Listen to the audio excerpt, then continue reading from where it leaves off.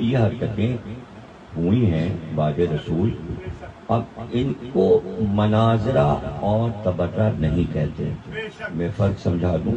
اس کے بعد اس آدمی کا واقعہ جو رہ گیا وہ پڑھتا ہوں. وزیر کے بعد جو ہوا تو اس میں باریکی یہ ہے، ایک چیز ہے تبرہ جو ہمارے ہاں واجب ہے. ہمارے ہاں تبرہ واجب ہے. ایک ہے گالی بکنا، ایک ہے تبرہ. تبرہ کے معنی گالی بکنا نہیں. تبرہ کے معنی ہے ہم نے دوری اختیار کر لی. ہم دوری ہے کہ اگر ان کا ذکر ہوگا ہم اٹھ کے چلے جائیں گے. اٹھ کے چلے جانا سب سے بڑا تبرہ ہے. پاکستان کو میں نے دکھایا بول ٹی وی پہ کہ جہاں یہ نام لیے جائیں گے میں تبرہ کر رہا ہوں، اٹھ کے جا رہا ہوں.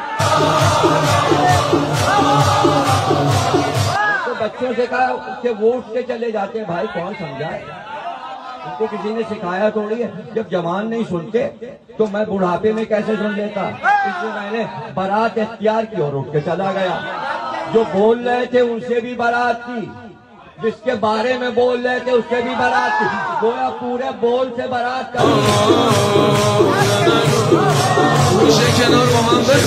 اٹھ کے چلے جانا. تبرہ امن ہے، تبرہ امن ہے. ضروری نہیں کہ نام لے کر تبرہ ہو. کیا کہنے اللہ نے جہاں تبرہ کیا ہے نام نہیں لیا، نام نہیں لیا. ایک جگہ کہا 25واں سورہ فرقان، اس میں اللہ نے کہا 2 ظالم ایسے ہیں جو محشر میں آئیں گے اور 7 آئیں گے. ظالم کہا ہے اللہ نے. اس میں سے اول ظالم جو ہوگا اس میں فلانا فلاں کا لفظ ہے، نام نہیں. پہلا ظالم دوسرے ظالم سے کہے گا ہنسا دیا نا تو نے مجھے، تو نے بہکا دیا نا، تیرے کہنے میں میں آ گیا.